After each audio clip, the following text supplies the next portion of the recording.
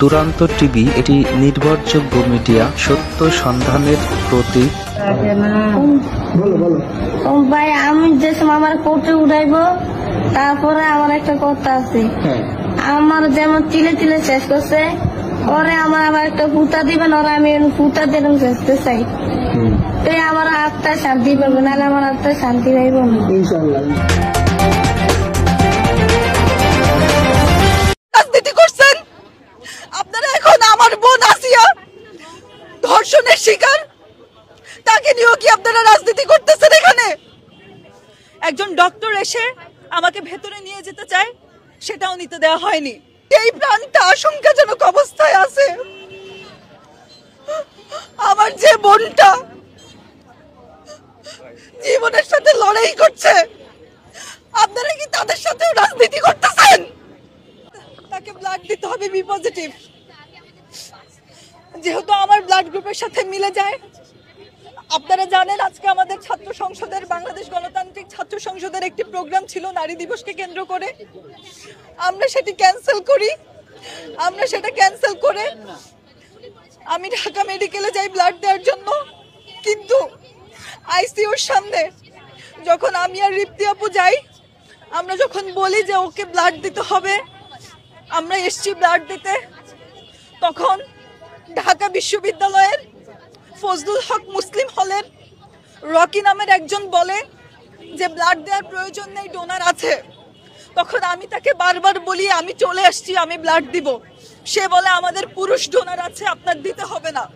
আমি তাকে বলি পুরুষ নারী এখানে কিসের ভেদাভেদ, আমি ব্লাড দিব। তখন সে বলে যে আমি একজনকে কনফার্ম করেছি, ব্লাড দিতে হবে না। পরবর্তীতে রিপ্তি আপু বলে যেহেতু একটা ছোট্ট প্রাণ, একটা শিশু আসিয়ার জীবন আশঙ্কাজনক, তাহলে কেন আমরা অপেক্ষা করবো আপনার ডোনারের জন্য? এখনই ব্লাডটা নেন আপনারা। কিন্তু রকি ভাই আছে, সে সেখানে বাধা দেয়। সে বলে আপনারা চলে যান, ব্লাড দিতে হবে না। তারপরে রিপ্তি আপু আমাকে সরিয়ে তাকে রিকোয়েস্ট করে যে ওকে ব্লাডটা দিতে দেন, এটা একটা মানুষের জীবনের ব্যাপার। তখন সে তাকে বলে আমি এখন মামলা নিয়ে কাজ করছি, মামলা সংক্রান্ত কাজ করছি, আপনাদের চিন্তা করতে হবে না, আমাদের ডোনার আছে। কিন্তু সেখানে সেই মুহূর্তে কোনো ডোনার উপস্থিত হয়নি। একজন ডক্টর এসে আমাকে ভেতরে নিয়ে যেতে চায়, সেটাও নিতে দেওয়া হয়নি। পরবর্তীতে আমি জানতে পারি সেই ঢাকা বিশ্ববিদ্যালয়ের ফজলুল হক মুসলিম হলের ছাত্র দলের একনিষ্ঠ কর্মী। আমার তার কাছে প্রশ্ন, আমার ছাত্র দলের কাছে প্রশ্ন, যেই প্রাণটা আশঙ্কাজনক অবস্থায় আছে, আমার যে বোনটা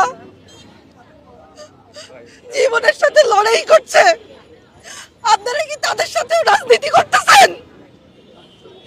আপনারা লাশ নিয়ে যেরকম রাজনীতি করছেন, আপনারা এখন আমার বোন আসিয়া ধর্ষণের শিকার, তাকে নিয়েও কি আপনারা রাজনীতি করতেছেন? এখানে আমার আর কিছু বলার নাই, আমি শুধু এতটুকুই বলবো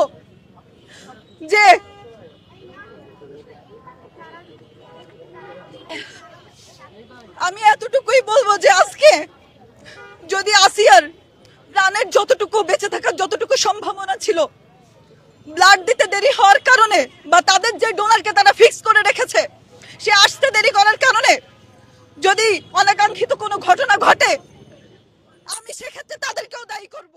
চ্যানেলটি দেখছেন, সকলেই সুস্থ থাকুন, ভালো থাকুন। আল্লাহ হাফেজ।